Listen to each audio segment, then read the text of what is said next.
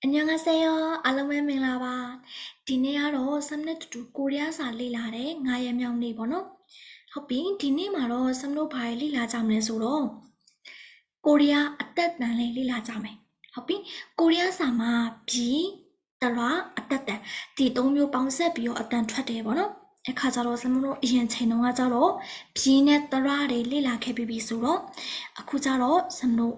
အသက်တန်လေးလေ့လာကြမယ်။အသက်တန်ကအလုံးပေါင်း9တန်ရှိတယ်။ဟုတ်ပြီနော်ဒီ9တန်ရမယ်ဆိုလို့ရှင်ကိုရီးယားစာကိုဘလို့ပုံစံမဲ့လာဖတ်နိုင်သွားပြီပေါ့နော်ဟုတ်ပြီအသက်တန်လေးဖတ်ချင်ဆိုတာအသက်တန်မနော်အသက်တန်အလုံးပေါင်း9တန်ရှိရဟုတ်ပြီအဲ့တော့တစ်ခုချင်းစီတွားကြည့်မယ်အရင်ဆုံးဂါခါကာဆိုရင်ဂါတန်ထွက်တယ်ဆိုတဲ့ပဲဂါခါကာဆိုရင်ဂါတန်ထွက်တယ်ဂါခါကာဆိုရင်ဂါတန်ထွက်တယ်ဟုတ်ပြီအဲ့ဒါကဘယ်မှာရေးပြမလဲအန်တီမှာပဲရေးပြရတော့မယ်ဟုတ်ဘူးနော်ဘလို့အတန်ထွက်လဲဆိုရင် तू ကအင်္ဂလိပ်လိုဘေးမှာလည်းရေးထားတယ်နော် K အတန်လေးထွက်တယ်လို့ရေးထားတယ်ခါခါကာဆိုရင်ဂါတန်ထွက်တယ် K အတန်လေးထွက်တယ်ပေါ့နော်ဥမာဂါအာဂါဂါဟုတ်ပြီနော်ဂါအာဆိုရင်ဂါအောက်ကနေဂါတက်ထည့်မဲ့ဆိုရင်ဂါဂါဂါဟုတ်ပြီနော်ဂါဆိုပြီးတော့အဲ့လိုအတန်ထွက်တယ်ဂါအာဂါဂါတက်ဂါလေချောင်းကအတန်လေးဟုတ်ပြီနော်လေချောင်းကအတန်လေးခီအတန်လေးထွက်မယ်ဂတ်ဂတ်ဟုတ်ပြီအကယ်၍နာဆိုရင်နော်နာအာနာဂတ်တနာနာနာဘာရှုံးလဲတာအာတာဂတ်တတာတာတာမအောမောဂတ်တမောမောမောအဲ့လိုမျိုးပေါ့နော်အကယ်၍ဒီနေရာမှာဒါအာကတ်ဆိုလို့ရှိရင်လည်းအတန်ထွက်ကတူပဲဒါအာဒါကတ်တာတာအဲ့တမ်းပဲထွက်မယ်ဟုတ်ပြီနော်အာအိုခါတာအောအဲ့တမ်းပဲထွက်မယ်နော်ဟုတ်ပြီနော်အာအိုခါတာလေအာအိုကတ်တာလေတူပဲအတန်ထွက်ကတူပဲဆိုတဲ့ပဲအဲ့တော့ဒီအတန်ထွက်လေးရမယ်နော် K အတန်လေးအဲ့ဆိုရင်စမလို့တရလေးနဲ့ပေါင်းပြီးတော့ဖတ်ကြည့်မယ်ဒါလေးသူကတော့အလုံးပေါင်း20လုံးနဲ့ပေါင်းလို့ရတယ်ပေါ့နော်တရ20လုံးနဲ့ပေါင်းလို့ရတယ်ဒါပေမဲ့အလွယ်တကူစမ်းကတော့ဒီ10လုံးနဲ့ပဲပေါင်းပြမယ်ပေါ့နော်ကိုယ့်ကိုအိမ်မှာလေ့ကျင့်မယ်နော်ဟုတ်ပြီအာကာတန်အာယာကာတယအာအိုကာတအောအာယောကာတယောအာအိုကာတအိုအာယောကာတယိုအာဥကာတဥအာယူကာတယုအာအီကာတဣရမယ်နော်အဲ့ဆိုရင်စနော်မင်းလေးနည်းနည်းလေးဖတ်ကြည့်အောင်ကာအာကာတကဘာအာဘာကာတဘဘာဥဘူးအာအိုကာတအောဘူးကာဥကူကာတကုအရှိမစမ်ဟန်ထဲလိုက်မယ်ဟုတ်ပြီနော်ဒီမှာမတင်ရနော် sorry ဟုတ်ပြီကာဥကူကာတကုတာအိုတိုကာတတုဘာအိုဘိုကာတပုတာအာတာကာတတက်တာအာတာတက်တာနာအာနာကာတနစာအီရှိနက်ရှိအဲ့ဆိုရင်ဒီတန်ထွက်လေးရမယ်နော်သူကဘယ်တန်ထွက်လဲ K အတန်လေးထွက်တယ်ဟုတ်ပြီနော်အင်္ဂလိပ်လို K အတန်လေးလေချောင်းကအတန်လေးပါဟုတ်ပြီ K ရမယ်နော်တခုသူကနောက်တစ်ခွာကြတော့နှာဆိုရင်နှာတန်ထွက်တယ်တဲ့နှာဆိုရင်နှာတန်ထွက်တယ်နှာဆိုရင်နှာတန်ထွက်တယ်ဟုတ်ပြီသူကဘယ်လိုမျိုးလဲဆိုရင်ခုနခဏထားတာပဲပြန်ပြောပြမယ်ခအာခနာတကန်ဟုတ်ပြီနော်ဒီရဲ့ဘယ်လိုပြောမလဲဒီရှာဖြားလေးကတွားထိတ်ကိုတွားထိမယ်တွားကိုကိုက်လိုက်မယ်ကွာပြောမယ်ဆိုရင်ကန် ကန်ကြိုက်တော့မကြိုက်နဲ့အဲ့လိုရှာဖျားလေးကတော့အထိမယ်ဟုတ်ပြီနော်ကန်ဟုတ်ပြီနာအာနာနာအော်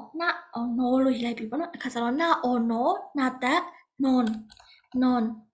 မအာမနာတက်မန်တာအာတာနာတက်တန်ဟုတ်ပြီနော်ချာအော်ချောနာတက်ချွန်ရမယ်နော်အဲ့လိုပုံစံလေးဖတ်မယ်သူကအင်္ဂလိပ်လို့ဆိုရှင်အန်အတန်လေးထွက်မယ်နော်အန်အတန်လေးဟုတ်ပြီအဲ့တော့စနုဒါလေးကိုဖတ်ကြည့်မယ်အာနာတက်အန်အာယာနာတက်ယန်အာအောနာတက်အွန်အာယောနာတက်ယွန်အာအိုနာတက်အွန်အာယိုနာတက်ယွန်အာอูနာတက်အွန်အာယူနာတက်ယွန်အာနာတက်အွန်အာအီနာတက်အင်ဟုတ်ပြီရမယ်နော်အဲ့တော့သူနဲ့ဆိုင်တဲ့ဟာလေးတွေကိုဖတ်ကြည့်မယ်နာနူနာတက်နွန်အာအောနာတက်အွန်နာအီနီအွန်နီအွန်နီနဲ့ကြာဖို့မဲ့ထင်ပါတယ်အွန်နီကဒီရဲ့အွန်နီပေါ့နော်အွန်နီဒါပေမဲ့အွန်နီဆိုတာတဲ့အွန်နီဆိုပြီးဖြစ်သွားတာပေါ့နော်အွန်နီတခုဟာအာဟာနာတဟန်ကာဥကူကတကုဟန်ကုနာအိုနိုနာတနွန်တာအိုတိုနာတတွန်မာဥမူနာတမွန်ပါဥပူနာတပွန်ရမယ်နော်အဲ့တော့ဒီနာအသက်လေးလည်းရမယ်ဆိုရင်နောက်တစ်ခုဆက်သွားမယ်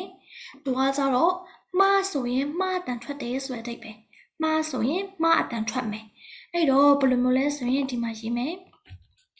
ကအာကမတကမ်သူကပါစက်ကိုပိတ်လိုက်မယ်ပေါ့နော်ကမ်ပါစက်ကိုပိတ်လိုက်မယ်ကမ်နှခမ်းတစ်ခုကိုထိမယ်ပေါ့နော်ကမ်အဲ့တော့နာအာနာမတနမ်တာထောဖြစ်သွားမှာပေါ့နော်တာထောမတထုံမအာမတမမ်ဟုတ်ပြီနော်ရာရောမတရုံဂျာအိုဂျိုမတဂျုံဟုတ်ပြီအဲဆိုရင်ဒီတန်ထွက်လေးကိုစံလို့တော့ဖတ်ကြည့်မယ်ဒါလေးပေါ့နော်အာမတအမ်အာ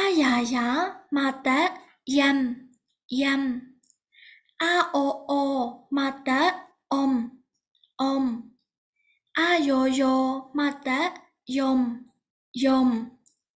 အာအိုမတအုံအာယိုမတယုံအာอูမတအုံအာယူမတယုံအာမတအာအီမတအင်ဟုတ်ပြီသူနဲ့ဆိုင်တာလေးတွေဖတ်ကြည့်မယ်ကာအိုဘိုမတဘုံကာအီကီမတခင်ချာအီချီကင်ချီနာအာနာမတနမ်စာအာစာနတဆန်နမ်ဆန်နာအာနာမတနမ်ချာအာချာနမ်ချာချာအီချီနတချင်းနမ်ချာချင်းကာဥကူနမ်ချာချင်းကူဟုတ်ပြီကာအာကာမတကမ်တာအာတာမတတမ်ပါအာပါမတပမ်စာအိုဆိုမတဆုံကာက 마다금 가이기 마다김 김ဟုတ်ပြီအဲ့ဆိုရင်ဒီအတိုင်းလဲရမယ်နော်နောက်တစ်ခုဆက်သွားမယ်နောက်တစ်ခုကဘာလဲဆိုရင်ရာဆိုရင်ရာအတန်ထွက်တယ်တဲ့ရာဆိုရင်ရာအတန်ထွက်တယ်ဘယ်လိုမျိုးလဲဆိုတော့သူကအင်္ဂလိပ်လိုဆိုရင် an အတန်လေးပေါ့နော်ရှာကိုလှိပ်ပြရတယ်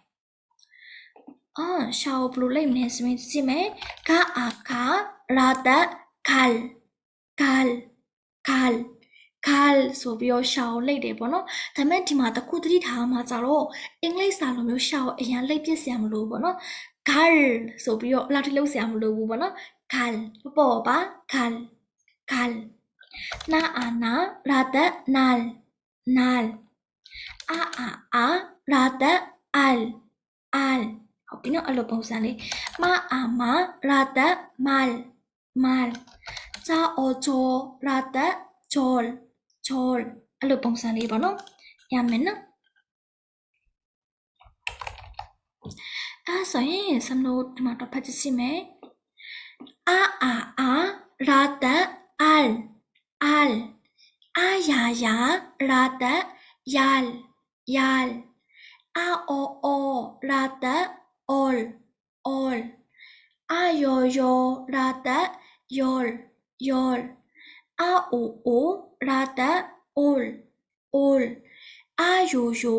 rata yol yol au rata ul ayo rata yul yul rata ul aiရာတ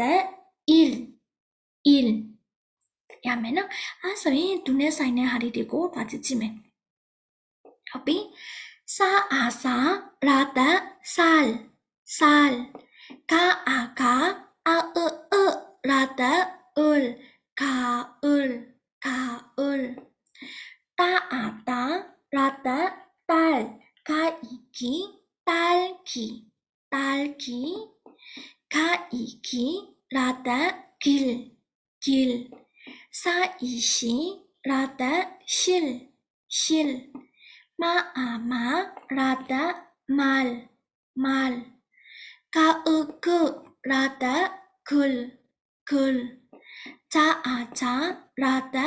chalအဲ့ဆိုရင်ထိုင်လိုက်ရမယ်နော်နောက်တစ်ခုဆက်သွားမယ်နောက်တစ်ခုကကြတော့ဘာဖာဆိုရင်ဘာတန်ထွက်တယ်ဘာဖာဆိုရင်ဘာတန်ထွက်တယ်ဘာဖာဆိုရင်ဘာတန်ထွက်တယ်အင်္ဂလိပ်လိုဆိုရင် b အတန်လေးပေါ့နော်ဟုတ်ပြီသူကဘယ်လိုမျိုးလဲဆိုရင်အတန်ပြပြနဲ့ပိတ်ရပါပေါ့နော်ကာအာကာဘာတကပ်ကာအာကာမာတከምပါစပ်ပိတ်တာချင်းတူတောင်မှအတန်ထွက်လျာကွဲရနော်ကာအာကာဘာတကပ်ကာအာကာမာတከምကပ်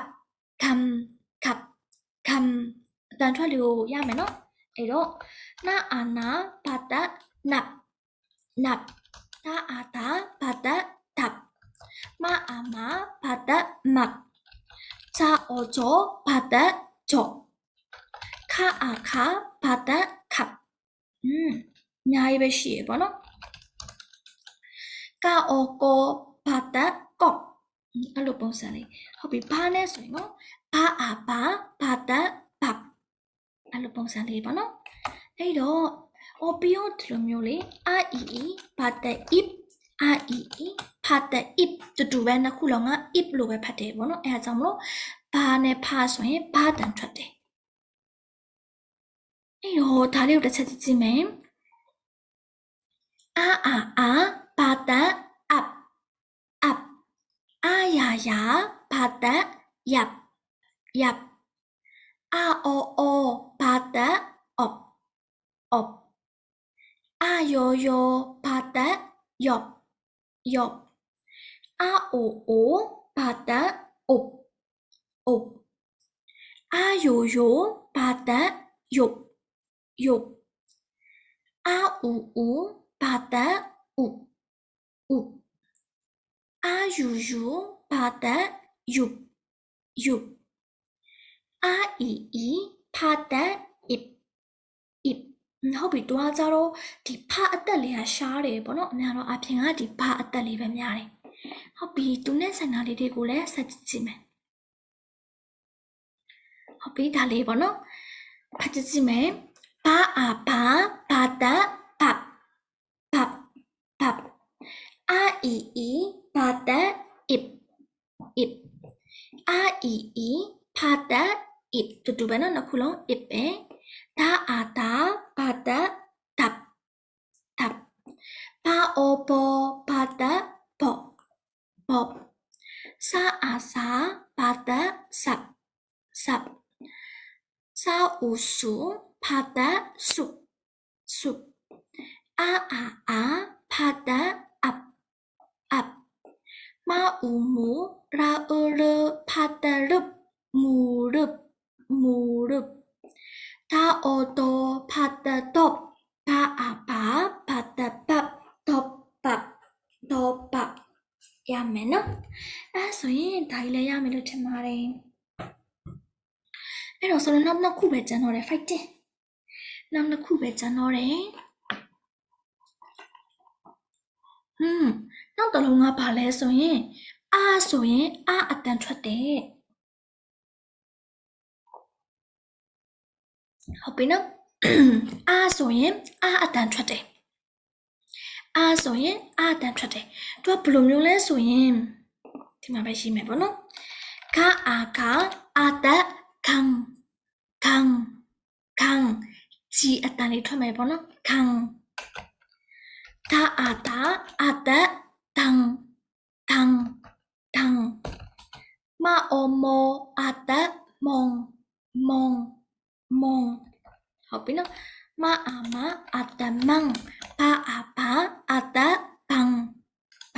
ဟုတ်ပြီနော်ဇာအိုချိုအတက်ဂျုံဟုတ်ပြီနော်ချာအအတက်ချန်းဟုတ်ပြီနော်ခါအိုခိုအတက်ခုံအဲ့လိုပုံစံလေးပဲဖတ်မယ်ပေါ့နော်သူကအင်္ဂလိပ်လိုဂျီအတန်လေးထွက်မယ်အဲ့တော့စမသားလေးကိုဖတ်ကြည့်မယ်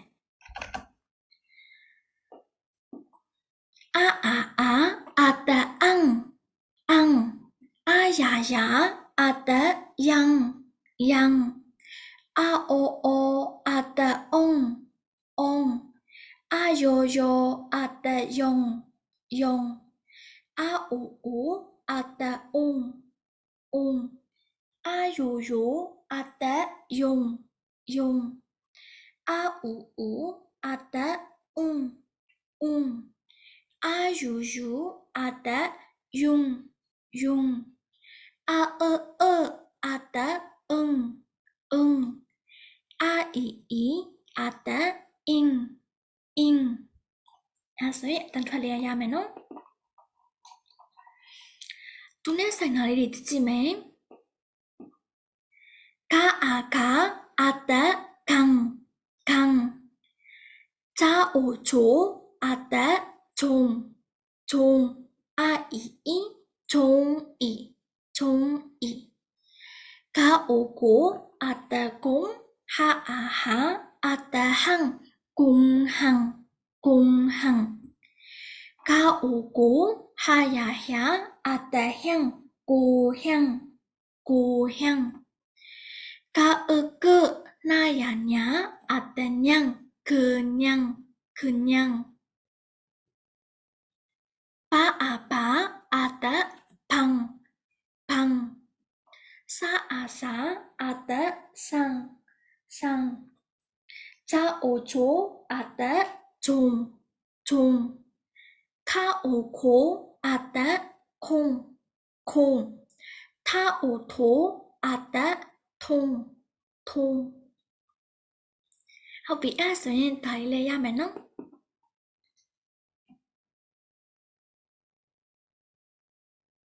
ဟုတ်ပြီအဲ့တော့စမလို့နောက်ဆုံးတစ်ခုပဲကျန်တော့တယ်နောက်ဆုံးတစ်ခုကဘာလေးလဲဆိုရင်စာဒါထာဂျာချာဟဆိုရင်ဒါအတန်ထွက်တယ်ဒါကနည်းနည်းတော့များတယ်ပေါ့နော်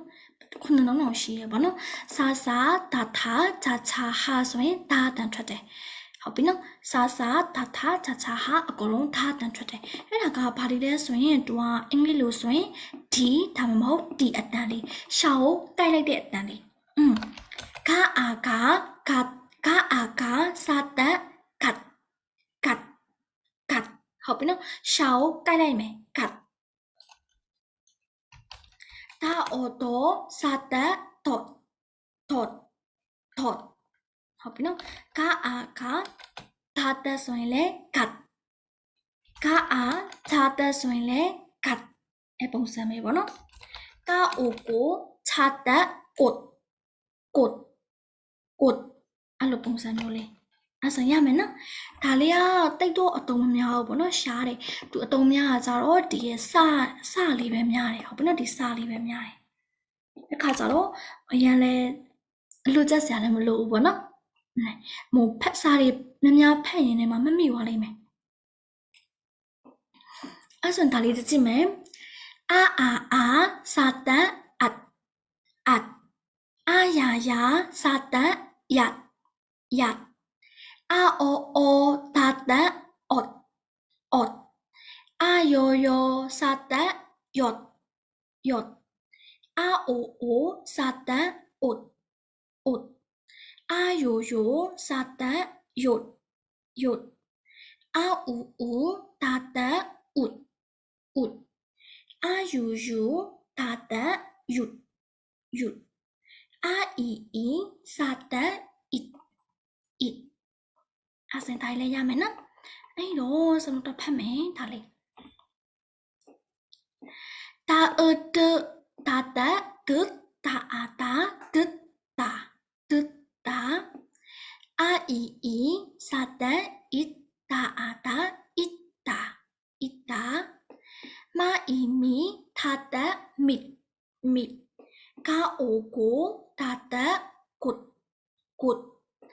အာအိုစာတန်အို့တာအာတာချာတန်တတ်စာအိုဆိုသာတန်สุดနာအာနာစာတန်နတ်နာအာနာချာတန်နတ်နာအာနာချာတန်နတ်တူပဲနော်ဒါလည်းနတ်တူပဲဟုတ်ပြီအဲ့ဆိုရင်ဒါစမလို့အလုံးပေါင်း9လုံးပေါ့နော်9တန်အသက်တန်9တန်အဲ့တော့ဒီ9တန်ပြီးပြီဆိုတော့ဒီကိုရီးယားစာကို90%လောက်ကတော့ဖတ်တတ်နေပြီပေါ့နော်ဟုတ်ပြီအဲ့တော့နောက်တစ်ချိန်ကျရင်စမလို့ဒီရဲ့အသက်တန်လေးတွေကိုပေါ့နော်ဒီမင်းင်းတွေမှာဘလို့ပေါင်းပြီးတော့ဖတ်လဲဆိုပြီးတော့စကားလုံးတွေကိုဖတ်ကြည့်ကြမယ်ပေါ့နော်အဲ့ဆိုရင်စမလို့နောက်တစ်ချိန်ကျရင်ပြန်တွေ့မယ်နော်그럼 다음 시간에 또 만나요. 안녕.